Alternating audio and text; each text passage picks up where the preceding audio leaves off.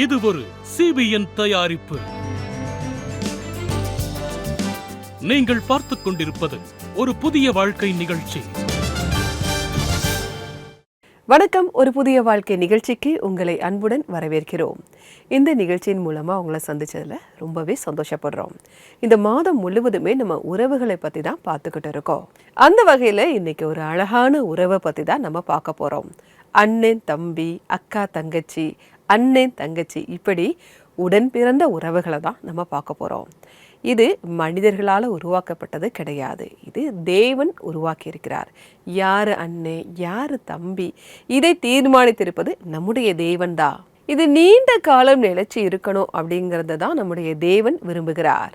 நம்முடைய அப்பா அம்மா அந்த உறவு வேறு, அந்த அன்பு வேறு. அதுவே நம்ம உடன் பிறந்தவங்களோட இருக்கக்கூடிய அந்த அன்புங்கிறது வேறு. இது கொஞ்சம் ஈஸி கிடையாது. இது நமக்கு கொஞ்சம் சவாலாக தான் இருக்குது. நம்ம கூட பிறந்தவங்களை சமாளிக்கிறது அவ்வளோ ஈஸியும் கிடையாது. இதற்காக நம்ம ஜெபிக்க வேண்டும். நம்ம ஜெபிக்கும் போது இந்த சூழல் மாறும். இதை பற்றி நல்லா தெரிஞ்சுக்க நம்ம சௌமியா அவங்கள சந்திக்க போகிறோம். அவங்களுடைய சாட்சியை தான் பார்க்க போகிறோம். இவங்க இப்படிப்பட்ட ஒரு சூழலுக்குள்ளே தான் இருந்திருக்காங்க. இவங்க தங்கச்சி மேலே இவங்களுக்கு ஒரு பொறாமை இருந்திருக்கு. ஆனால் இவங்க வாழ்க்கையில் ஒரு திருப்பு முனை வந்திருக்கு. வாங்க அவங்கள சந்தித்து தெரிந்து கொள்ளலாம். குடும்பத்துல பெரிய குழந்தையா இருந்த சௌமியாவுக்கு யாரும் என்ன கவனிக்க மாட்டாங்கன்னு ஒரு வருத்தம் இருந்துச்சு. தங்கச்சியின் தவறுகளுக்கும் கூட சௌமியா தான் அடி வாங்குவாங்க. என் தங்கச்சி என்னை விட 2 வயசு சின்னவ. நான் சின்ன வயசுல இருந்தே அவ மேல ரொம்ப பொறாமையோட இருந்தேன். வீட்ல எல்லாரும் அவளை தான் ரொம்ப நேசிப்பாங்கன்னு நினைச்சேன். அவ என்ன மிஸ்டேக் பண்ணாலும் என்னதான் எல்லாரும் ப்ளேம் பண்ணுவாங்க. அதனால நான் ரொம்ப பாதுகாப்பே இல்லாதவளா நினைக்க ஆரம்பிச்சேன். கொஞ்சம் கொஞ்சமா சௌமியா ஒரு பொய்யான வாழ்க்கை வாழ ஆரம்பிச்சாங்க. நான் என் பெற்றோருக்கு முன்னாடி ரொம்ப நல்ல பிள்ளை மாதிரி நடிச்சேன். நான் தங்கச்சியை ரொம்ப நேசிக்கிறேன்னு சொல்லுவேன். ஆனா அவங்க வீட்ல இல்லாதப்போ நான் தங்கச்சியை அடிப்பேன். அது மட்டும் இல்ல, வீட்லேருந்து பணத்தை திருட ஆரம்பிச்சேன். நினைச்சதெல்லாம் அந்த பணத்துல வாங்குவேன். தேவையான எல்லாத்தையும் வாங்குவேன். ஃப்ரெண்ட்ஸோட ஜாலியா இருப்பேன். 2014 அவங்க அப்பா இறந்ததும் சௌமியா வாழ்க்கை முழுக்க உடைஞ்சு போச்சு. அந்த நேரத்துல தான் தேவன் சௌமியாவுடைய வாழ்க்கையில வேலை செய்ய ஆரம்பிச்சாரு. நான் என் வாழ்க்கையில ஒரு முக்கியமான ஒருத்தரை இழந்தேன். அவர்தான் என் அப்பா. என் குடும்பத்துல ஒரே சப்போர்ட். அந்த நாள்ல என் நம்பிக்கையே உடைஞ்சு போச்சு. உலகமே காலியான மாதிரி இருந்தது. அந்த வெற்றிடத்தை யாராவது நிரப்பணும்னு தேட ஆரம்பிச்சேன். எனக்கு ஒரு அத்தை இருந்தாங்க. அவங்க எப்பவுமே சந்தோஷமா இருப்பாங்க. மற்றவங்களுக்காக ஜெபிப்பாங்க. அடுத்தவங்களோட வேதனையை தன்னோட வேதனையா உணர்வாங்க. அவங்கள பார்த்தப்போ எனக்கு ஒரு கேள்வி வந்தது. இவங்கள மாதிரி அமைதி எப்படி கிடைக்கும்? ஒரு நாள் அந்த அத்தை என்கிட்ட வந்து, ஏசி இந்த உலகத்துக்கு வந்து நம்ம பாவங்களை மன்னிச்சாருன்னு சொன்னாங்க. அந்த இரவே நான் என்னை முழுமையா கடவுள்கிட்ட ஒப்படைச்சேன். அந்த முடிவு என் வாழ்க்கையில ஒரு பெரிய டேர்னிங் பாயிண்டா மாறுச்சு. அந்த நாள் தான் என் வாழ்க்கையோட மிகப்பெரிய திருப்பு முனை. அதுக்கப்புறம் சௌமியா தினமும் வேதாகமத்தை வாசிக்க ஆரம்பிச்சாங்க. அவங்க வாழ்க்கையில மாற்றம் வர தொடங்குச்சு. நான் கெட்ட வார்த்தை பேசுறத நிறுத்திட்டேன். யாரையும் கெட்டவங்கன்னு நினைக்கவே இல்லை. என்கிட்ட இருந்த பொறாமை முழுக்க போயிடுச்சு. ஒரு நாள் நான் அம்மா கிட்ட போய் என் தவறுகளை ஒத்துக்கிட்டேன். நான் முன்னாடி என்ன செஞ்சேன், எப்படி நடந்துக்கிட்டேன், எல்லாத்தையும் சொன்னேன். அதுக்கு எனக்கு எந்த தயக்கமும் இல்லை. ஏன்னா நான் இப்போ ஆண்டவரோட மகளா மாறிட்டேன். அந்த பழைய விஷயங்கள் எதுவுமே என் வாழ்க்கையில இப்ப இல்லை. இன்று சௌமியா தேவனுடைய பிள்ளையாக தனது அடையாளத்தில் சந்தோஷமா திருப்தியோட வாழ்றாங்க. முன்னாடி என் வாழ்க்கை முழுக்க விருப்பு வெறுப்பு மற்றும் பொறாமையால நிறைஞ்சிருந்தது. ஆனா இப்போ அன்பாலும் இரக்கத்தாலும் நிறைஞ்சிருக்கு. சௌமியாவுடைய சாட்சி உங்க எல்லாருக்குமே ஒரு உத்வேகத்தை கொடுத்திருக்கும். நாங்கள் கர்த்தருக்குள்ள விசுவாசிக்கிறோம். நம்ம தேவ ஐக்கியத்தில் இருக்கும்போது நம்முடைய குடும்ப உறவுகள் பலப்படும். நம்ம தேவ அன்பை நம்ம ருசிச்சு பார்க்க ஆரம்பித்தோம் அப்படின்னா நம்ம அண்ணன் தங்கச்சி அக்கா எல்லார்கிட்டையுமே இந்த அன்பை காட்ட நம்ம ஆரம்பிப்போம். ஆண்டவராகிய இயேசு கிறிஸ்து சிலுவையில் அவருடைய உயிரை தியாகம் செய்தது நம்முடைய உறவுகளை சரி செய்வதற்குத்தான், நம்முடைய உறவை இணைப்பதற்குத்தான். அந்த அன்பு தான் உறவை சரி செய்யும். பிரிந்து போன உறவுகளையும் இணைக்கக்கூடியது அன்பு. நம்ம கூட பிறந்தவங்களை நம்ம தேர்வு பண்ணலை, தேவன் தான் கொடுத்துருக்காரு. அப்பா அம்மா நம்மளை புரிஞ்சிக்காம கூட இருக்கலாம். ஆனால் நம்ம கூட பிறந்தவங்க நம்ம நல்லா புரிஞ்சுப்பாங்க. ஏன் அப்படின்னா நமக்கு ரொம்ப நெருக்கமானவங்களே நம்ம கூட பிறந்தவங்க தான். இன்றைக்கி யாரெல்லாம் கூட பிறந்தவங்களோட இருக்கீங்களோ நீங்கள் எல்லாருமே ஆசீர்வதிக்கப்பட்டவர்கள். நீங்கள் சின்ன வயசில் இருக்கும்போது உங்கள் கூட பிறந்தவங்க கூட போட்டி பொறாமை சண்டைகள் இருந்திருக்கலாம். அது ஒரு நார்மல் தான். ஆனால் நீங்கள் பெரியவங்கள ஆனதுக்கப்புறம் அப்படி இருக்கக்கூடாது. பைபிளில் பார்க்குறோம், காயின் ஆபேல் இவங்க 2 பேருக்குள்ள நிறைய பிரச்சனைகள் வரதை நம்ம பார்க்க முடியுது. இப்போ ஒரு முக்கியமான கதையை உங்களுக்கு சொல்ல போகிறேன். ஏசா, யாக்கோபு இவங்க 2 பேரும் அண்ணன் தம்பியாக இருக்காங்க. யாக்கோபு என்ன பண்ணுறாரு, அவங்க அப்பா கிட்ட போய் ஏசாக்குள்ள ஆசீர்வாதத்தை ஏமாற்றி வாங்கிக்கிடுதாரு. யாக்கோபு அப்படின்னாலே ஏமாற்றுக்காரன் அப்படின்னு அர்த்தம். பிறகு பார்த்தீங்கன்னா அவங்க அண்ணனை விட்டு 20 வருஷங்கள் தூரமாக இருந்தார். ஒரு நாள் 400 பேரோட ஏசா யாக்கோபை பார்க்கறதுக்கு வராரு அப்படிங்கிற ஒரு செய்தி யாக்கோபுக்கு வந்து சேருது. அப்போ யாக்கோபு ரொம்ப பயந்து போய் அவருடைய குடும்பத்தை, பெரிய குடும்பம், அதை 3 பிரிவாக பிரிக்கிறாரு. முதல்ல நீங்கள் போங்க, அடுத்து நீங்கள் போங்க, அதுக்கப்புறம் நான் வரேன், கடைசியில் நான் வரேன் அப்படின்னு அவங்க அண்ணனுக்கு பயந்து கடைசியில் போகணும்னு நினைக்கிறாரு. அவ்வளோ பயம். அந்த நேரத்தில் ஒரு முக்கியமான விஷயம் நடந்தது. யாக்கோபு தேவனை சந்தித்தார். அதற்கு பிறகு அவருடைய வாழ்க்கையே மாறுது. இப்போ என்ன பண்ணுறாரு, ஒளிஞ்சு இருந்து கடைசியில் வாரேன்னு சொன்னவர் எல்லாருக்கும் முன்னாடி முதல்ல போய் நிற்கிறாரு. உங்களுக்காக அந்த வசனத்தை நான் வாசிக்கிறேன். ஆதியாகமம் 33ஆம் அதிகாரம் 3-4 வசனங்கள். தான் அவர்களுக்கு முன்னாக நடந்து போய் 7 விசை தரை மட்டும் குனிந்து வணங்கி தன் சகோதரன் கிட்ட சேர்ந்தான். அப்பொழுது ஏசா எதிர்கொண்டு ஓடி வந்து அவனை தழுவி அவன் கழுத்தை கட்டிக்கொண்டு அவனை முத்தம் செய்தான். இருவரும் அழுதார்கள். 20 வருஷமா பிரிந்திருந்த உறவு ஒரு நிமிஷத்துக்குள்ள சரியாயிட்டு. எப்படி? இந்த உறவுக்குள்ள தேவன் வந்ததுனால தான். இன்னைக்கு இப்படிப்பட்ட நிலைமையில நீங்க இருக்கீங்களா? உங்க கூட பிறந்தவங்களோட ஒரு பிரச்சனையில, ஒரு பிரிவில் நீங்க இருக்கீங்க. இந்த உறவுல ஒரு பிரிவு இருக்கு அப்படின்னா தேவன் உங்க வாழ்க்கையில வரும்போது இது எல்லாமே மாறும். என்ன பிரச்சனையாக இருந்தாலும் சரி, இன்னைக்கு நீங்க ஒரு ஸ்டெப் எடுங்க. அவங்கள மன்னிங்க, அவங்க கூட பேசுங்க, அவங்கள நேசிங்க. இதை தான் நம்ம சௌமியாவுடைய சாட்சியிலையும் பார்த்தோம், யாக்கோவுடைய வாழ்க்கையிலுமே பார்த்தோம். மனிதனால உறவு உடைகின்ற நேரத்தில் தேவன் உறவை மறுபடியும் சேர்க்கிறார். நம்ம எல்லாம் ஒற்றுமையாக இருக்கணும் அப்படிங்கிறது தான் தேவனுடைய விருப்பமாக இருக்குது. அதற்கு ஜெபம் ரொம்ப அவசியமாக இருக்குது. ஒருவேளை உங்களுக்கு ஜெபிக்க தெரியல, ஜெப உதவி தேவை அப்படின்னா எங்களுடைய CBN ப்ரேயர் லைன் நம்பருக்கு நீங்கள் கால் பண்ணலாம். எங்களுடைய நம்பர் 9910401010. இந்த நம்பருக்கு நீங்கள் வாட்ஸ்அப்பும் அனுப்பலாம். உங்களுக்காக ஜெபிக்க நாங்கள் தயாராக காத்துக்கிட்டு இருக்கோம். இப்போது வருவது ஒரு சிறிய இடைவேளை.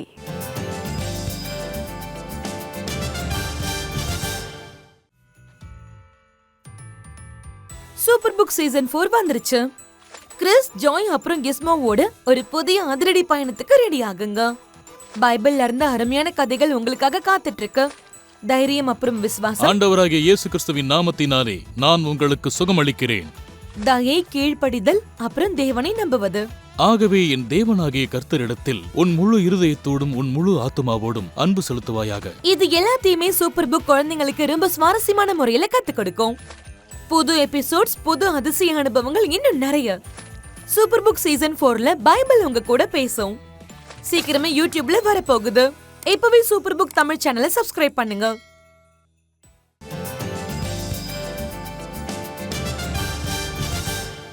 வெல்கம் பேக் டு ஒரு புதிய வாழ்க்கை. இன்னைக்கு தேவன் கொடுத்திருக்கக்கூடிய சிறப்பான உறவுகளை பற்றி நம்ம பார்த்துக்கிட்டு இருக்கோம். அண்ணன், தம்பி, அக்கா, தங்கச்சி, அக்கா, அண்ணன், இவங்க எல்லாருமே தேவன் தந்திருக்கக்கூடிய உறவுகள். அவர்தான் அதை தீர்மானித்திருக்கிறார். நம்ம கூட பிறந்தவங்களோட சந்தோஷமா சமாதானமா இருக்கணும் அப்படிங்கிறது தான் தேவன் விரும்புகிறார். பைபிள்ல ஒரு வசனம் இருக்கு, உங்களுக்காக அதை வாசிக்கிறேன். 133ஆம் சங்கீதம் 1ஆம் வசனம். இதோ சகோதரர் ஒருமித்து வாசம் பண்ணுகிறது எத்தனை நன்மையும் எத்தனை இன்பமும் ஆனது. அண்ணன், தம்பி, அக்கா, தங்கச்சி, கூட பிறந்தவங்கெல்லாம் ஒன்றா இருக்கும்போது அது எவ்வளவு நன்மையாக இருக்கும், எவ்வளவு சந்தோஷமாக இருக்கும் அப்படிங்கிறத இந்த வசனம் சொல்லுது. ஒருவேளை உங்கள் குடும்ப உறவுகளுக்குள்ள ஏதோ ஒரு பிரச்சனை, அதுவும் கூட பிறந்தவங்க கூட ஏதாவது ஒரு பிரச்சனை இருக்குது அப்படின்னா நம்ம ஜெபம் செய்வது ரொம்ப அவசியமாக இருக்குது. இப்போது நம்முடைய CBN ப்ரேயர் லைனில் சோஃபியா மற்றும் சிஸ்டர் ஜெனிவேவ் அவங்க நமக்காக விசேஷமாக ஜெபிக்க இருக்காங்க, நம்முடைய குடும்ப உறவுகளுக்காக. வாங்க நாமும் சேர்ந்து ஜெபிக்கலாம். வணக்கம் நண்பர்களே, CBN ப்ரேயர் லைனுக்கு உங்களை வரவேற்கிறோம். சிறு வயதிலிருந்தே அண்ணன், தங்க, தம்பி, அக்கா எல்லாருக்குள்ளேயும் சண்டை, வாக்குவாதம் நடக்கும். ஆனா அடுத்த நிமிஷமே மீண்டும் சேர்ந்துக்கிட்டு ஒத்துமையா சிரிப்பாங்க. அப்படி நிறைய அழகான நினைவுகள் இருக்கும். ஆனா நண்பர்களே, அந்த மாதிரி உறவுக்குள்ள மனஸ்தாபமும் இடைவெளியும் வந்துட்டா அது ரொம்ப வேதனையை தரும். இன்னைக்கு நிகழ்ச்சியில நம்மளோட இணைந்திருக்கிறவர் ஜெனிவேவ் புதிய பொருள் சிஸ்டர். அவங்க நம்ம உறவுகளுக்காக ஜெபிக்கவும் சில நல்ல ஆலோசனைகளை நம்மளோட ஷேர் பண்ணிக்கவும் போறாங்க. வாங்க நண்பர்களே, அவங்கள வரவேற்கலாம் நிகழ்ச்சிக்கு. Welcome sister. Thank you Sophia. நீங்க சொன்னது ரொம்பவே சரி. அண்ணன் தங்கை உறவு ரொம்பவே அழகானது, ஸ்பெஷலானதும் கூட. சின்ன வயசுல இருந்தே சேர்ந்து வளர்ந்த நிறைய நினைவுகள் இருக்கும், சண்டையும் இருக்கும். பெரியவங்களா ஆனதுக்கு அப்புறம் அந்த உறவுகளுக்குள்ள டிஸ்டன்ஸ் வந்துட்டா அது ரொம்பவே கஷ்டத்தையும் வலியையும் கொடுக்கும். நீங்க சொன்ன மாதிரி பெரியவங்களானவுனே சண்டை வந்து ஒரு கேப் வந்தா என்ன செய்யணும்? வேதாகமத்துல யோசேப்புவோட வாழ்க்கைய பத்தி பார்க்கலாம். அவன் தன்னோட அண்ணன்களோட பொறாம, கோபம் எல்லாத்தையுமே சந்திச்சான். அவங்களால அடிமையா விற்கப்பட்டான். ஆனா தேவன் அவனை உயர்ந்த இடத்துக்கு கொண்டு போய் வச்சாரு. அப்புறம் ஒரு நாள் அவன் அண்ணன்கள் அவனை தேடி வந்தாங்க. அந்த நேரத்துல யோசேப்பு எதை பத்தியும் யோசிக்காம அவங்கள மன்னிச்சு ஏத்துக்கிட்டான். யோசேப்ப கொண்டு அவனோட சகோதரர்களுக்கு தேவன் மிகப்பெரிய உதவிகளை செஞ்சாரு. யோசேப்போட கர்த்தர் இருந்ததுனால அவனோட மனசு ரொம்பவே தூய்மையாவும் புனிதமாவும் இருந்தது. யோசேப்போட வாழ்க்கையில இருந்து நம்ம தெரிஞ்சுக்க வேண்டிய விஷயம் என்னன்னா, நாமளும் நம்மளோட உடன் பிறந்தவங்கள மன்னிக்கணும். 2வதா நம்ம பண்ண வேண்டியது, நாம அவங்களுக்காக தொடர்ந்து ஜெபிக்கணும். அதே மாதிரி 3வதா பண்ண வேண்டியது, ஆண்டவர் மேல நம்பிக்கை வைக்கணும். 4வதா பண்ண வேண்டியது, எல்லா விஷயத்திலையும் அவங்கள தாங்கணும். ரொம்ப அருமையா சொன்னீங்க. வேதாகம அடிப்படையிலான உங்க ஆலோசனைக்கு நன்றி. இப்போ நம்ம ப்ரோக்ராம பாக்குற வியூவர்ஸ்க்காக ஜபிக்க போறோம். தேவனுடைய அன்பினால இந்த உறவுகள் ரொம்ப ஸ்ட்ராங்கா வலுப்படணும்னு நம்ம ஜபிக்கலாம். ஆமா சோஃபியா, வாங்க ஜெபிக்கலாம். அன்பான தேவனே, எங்களுக்கு அண்ணன் தங்கை போன்ற உறவுகளை கொடுத்ததுக்காக உங்களுக்கு நன்றி ஆண்டவரே. இது ஒரு பெரிய ஆசீர்வாதம். சின்ன வயசுல நாங்க சேர்ந்து விளையாடினோம், சிரிச்சோம், சேர்ந்து வளர்ந்தோம். ஆனா பெரியவங்களா ஆனதுக்கு அப்புறம் வாழ்க்கை ரொம்பவே பிஸி ஆயிடுச்சு. சில நேரம் உறவுகள்லயே இடைவெளி வந்துடுச்சு கர்த்தரே. சில நேரம் நாங்க சுயநலமா வாழ ஆரம்பிக்கிறோம். கர்த்தாவே, இப்ப கஷ்டப்படுற எல்லா அண்ணன் தங்கை உறவுகளுக்காக நாங்க உங்களிடத்தில் ஜெபிக்கிறோம் ஆண்டவரே. இடைவெளி இருந்தாலும் வலி இருந்தாலும் நீங்க அவங்க கூடயே இருக்கணும். யோசேப்பு தன்னோட அண்ணன்களை மன்னிச்ச மாதிரி இவங்களும் அவங்களோட சகோதரர்களை மன்னிக்க நீங்க தான் உதவணும்.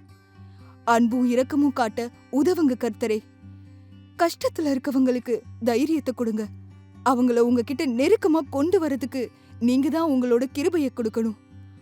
உங்க மேல நம்பிக்கை வைக்க உதவுங்க ஆண்டவரே. இந்த உடைஞ்சு போன இந்த உறவுகளை மீண்டும் சேர்க்கணும். சந்தோஷமும் சமாதானமும் அன்பும் நிரம்பிய வாழ்க்கைய அவங்களுக்கு கிடைக்கிறதுக்கு நீங்க தான் அவங்க கூடவே இருந்து அவங்களுக்கு எல்லா விதமான உதவியும் செய்யணும். இந்த எல்லா உறவுகளையும் உங்களோட கரங்கள்ல ஒப்படைக்கிறோம் ஆண்டவரே. அவங்க எந்த சூழ்நிலையிலையும் உடைஞ்சிராதபடி அவங்கள ஒவ்வொரு கட்டத்திலையும் நீங்க தான் கைய பிடிச்சு அவங்கள வழி நடத்தணும் கர்த்தரே. எந்த சூழ்நிலையிலையும் அவங்க எந்த பிரச்சனையிலையும் சிக்கிறாதபடி அவங்கள ஒவ்வொரு இடத்துலயும் உங்க கரங்களால தாங்குங்க, வழி நடத்துங்க. எங்களுக்காக நீங்க தான் இருக்கீங்கன்னு ஒவ்வொரு இடத்துலயும் நீங்க நிரூபிச்சுக்கிட்டே இருக்கீங்க. நாங்க உங்க மேல வச்ச அந்த நம்பிக்கைய நீங்க எந்த சூழ்நிலையிலையும் எங்களை கைவிட்ட மாதிரி நடந்ததே இல்ல. ஒவ்வொரு கஷ்டமான நிலைமையிலையும் நீங்க எங்க கூடவே இருக்கீங்கன்னு சொல்லிக்கிட்டே தான் இருக்கீங்க. நீங்க கூட இருந்து எங்களை வழியும் நடத்தி இருக்கீங்க. நீங்க எங்களை கவனிச்சுக்கோங்க. இயேசு கிறிஸ்துவின் நாமத்தினாலே ஜெபிக்கிறோம் பிதாவே, ஆமென். நண்பர்களே, எந்த காரணத்திலாவது உங்களோட அண்ணன் இல்லனா தங்கையோட நல்ல உறவை உங்களால தொடர முடியலன்னா முதல்ல ஜெபத்துல நேரத்தை செலவிடுங்க. உங்களுக்கு பிரேயர் சப்போர்ட் வேணும்னா இன்னைக்கே நம்மளோட CBN பிரேயர் லைனுக்கு கால் பண்ணலாம். அப்படி இல்லைன்னா நீங்க வாட்ஸ்அப்பும் பண்ணலாம். நாங்க உங்களோட சேர்ந்து ஜெபிக்க எப்பவுமே ரெடியா இருக்கோம். எங்களோட நம்பர் 9910401010. அடுத்த வெள்ளிக்கிழமை மீண்டும் சந்திக்கலாம். அடுத்த நிகழ்ச்சியில உங்க லைஃப் பார்ட்னருக்காக ஜெபிக்க போறோம். இப்போ எங்களோட புதிய வாழ்க்கை நிகழ்ச்சிய தொடர்ந்து பார்த்துக்கிட்டே இருங்க. Bye, take care. God bless you all. Welcome back to ஒரு புதிய வாழ்க்கை. நம்முடைய சிபிஎன் பிரேயர் லைன்ல சோஃபியா மற்றும் சிஸ்டர் ஜெனிவிவ் அவங்க நமக்காக விசேஷமா ஜெபம் செஞ்சாங்க. அவங்களுக்கு இந்த நேரத்தில் எங்களுடைய நன்றியை நாங்கள் தெரிவித்துக் கொள்கிறோம். இந்த நிகழ்ச்சியை பார்த்துட்டு இருக்க உங்களுக்கு எங்களுக்கு யாராவது தனியாக ஜெபிக்க முடியுமா அப்படின்னு நீங்கள் கேட்டிங்கன்னா எங்களுடைய சிபிஎன் பிரேயர் லைன் நம்பருக்கு நீங்கள் கால் பண்ணலாம். உங்களுக்காக நாங்கள் ஜெபம் செய்வோம். எங்களுடைய நம்பர் 9910401010. இந்த நம்பருக்கு நீங்கள் வாட்ஸ்அப்பும் அனுப்பலாம். உங்களுக்காக நாங்கள் ஜெபம் செய்வோம். இப்போது வருவது ஒரு சிறிய இடைவேளை. இடைவேளைக்கு பிறகு நன்றி வெள்ளியை பகுதியை பார்க்கலாம்.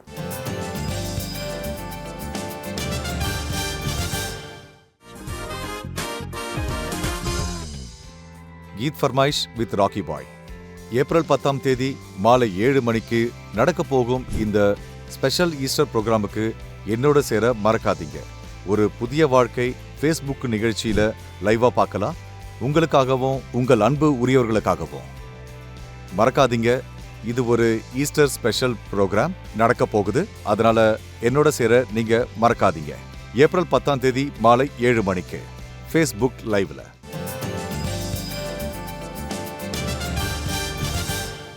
வெல்கம் பேக் டு ஒரு புதிய வாழ்க்கை. நம்ம கூட பிறந்தவங்களோட இருக்கக்கூடிய உறவு அப்படிங்கிறது ரொம்பவே ஸ்பெஷல். அந்த உடன் பிறந்த சகோதர சகோதரிகள்ங்கிற உறவே ரொம்ப ஸ்பெஷலானது. ஏன் அப்படின்னா நமக்குள்ள நிறைய சண்டைகளும் இருக்கும், சந்தோஷமும் இருக்கும், கேலியும் இருக்கும், கிண்டலும் இருக்கும். ஆனால் ஒரு ஆழமான ஒரு பிணைப்பாக அது இருக்கும். நம்ம அப்பா அம்மாவுக்கு தெரியாத நம்ம பற்றின ரகசியங்கள் நம்ம கூட பிறந்தவங்களுக்கு தெரிஞ்சிருக்கோம். அந்தளவுக்கு ஒரு பிணைப்பு நமக்குள்ளே இருந்திருக்கோம். ஆனால் அப்படிப்பட்ட உங்கள் அண்ணன் தம்பி உறவு, சகோதர உறவுகளுக்குள்ள ஒரு பிரிவு வந்துட்டு அப்படின்னா அதை நீங்கள் பெருசுப்படுத்தாதீங்க. மறுபடியும் அவங்கள மன்னித்து நீங்கள் ஏற்றுக்கொள்ள தொடங்குங்க. ஐம் சாரி, ஏதாவது ஒரு தவறு பண்ணியிருந்தீங்கன்னா ஐம் சாரி ஒரு டெக்ஸ்ட் அனுப்புங்க, அல்லது ஐ மிஸ் யூ அப்படின்னு நீங்கள் அனுப்புங்க. இப்படி சின்ன சின்ன வார்த்தைகள் உங்கள் வாழ்க்கையில் ஒரு பெரிய மாற்றத்தை கொண்டு வரும். இப்போது நன்றி வெள்ளியை பகுதியை பார்க்க இருக்கிறோம். நீங்கள் அனுப்பி இருக்கக்கூடிய மெசேஜஸை நான் படிக்க போகிறேன். வாங்க பார்க்கலாம்.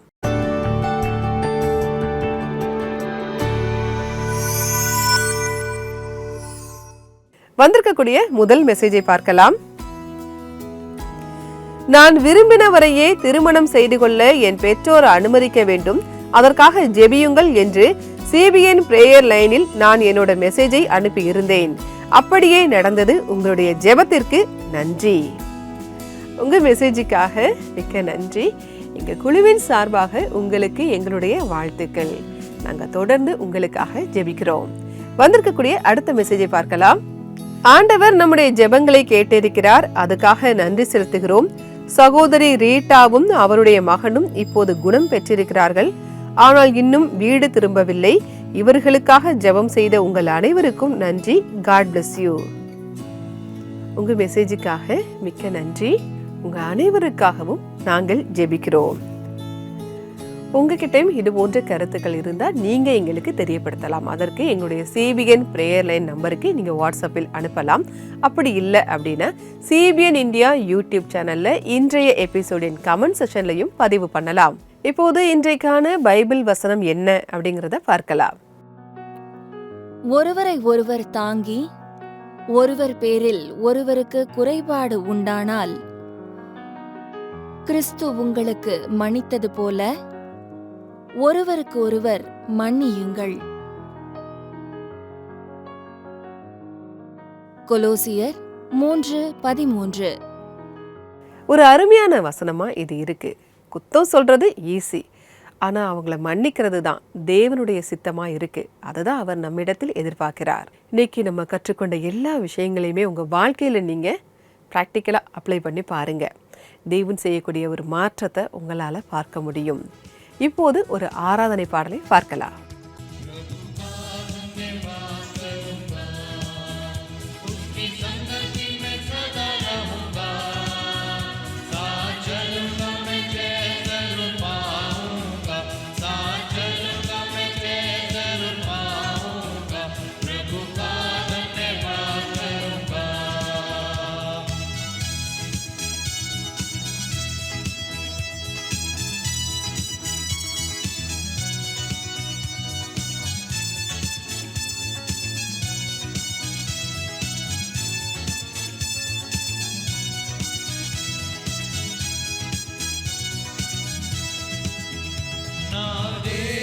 मुझे दुनिया कभी भी कोई सुख और शांति आराम ना देगी, मुझे दुनिया कभी भी कोई सुख और शांति आराम।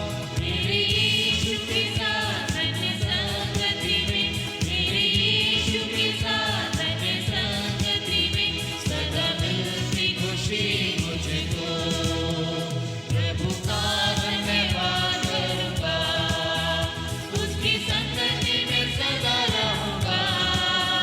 साथ चलूंगा मैं, जय जरूर पाऊंगा। साथ चलूंगा मैं, जय जरूर पाऊंगा। प्रभु का धन्यवाद करूंगा।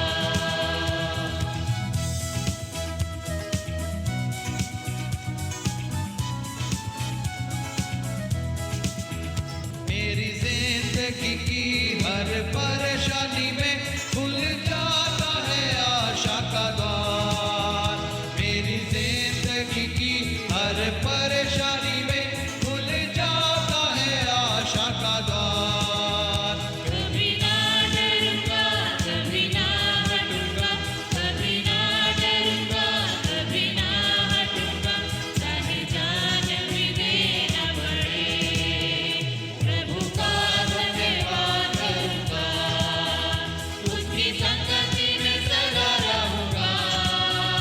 साथ चलूंगा मैं, जय जरूर पाऊंगा। साथ चलूंगा मैं, जय जरूर पाऊंगा। प्रभु का धन्यवाद करूंगा।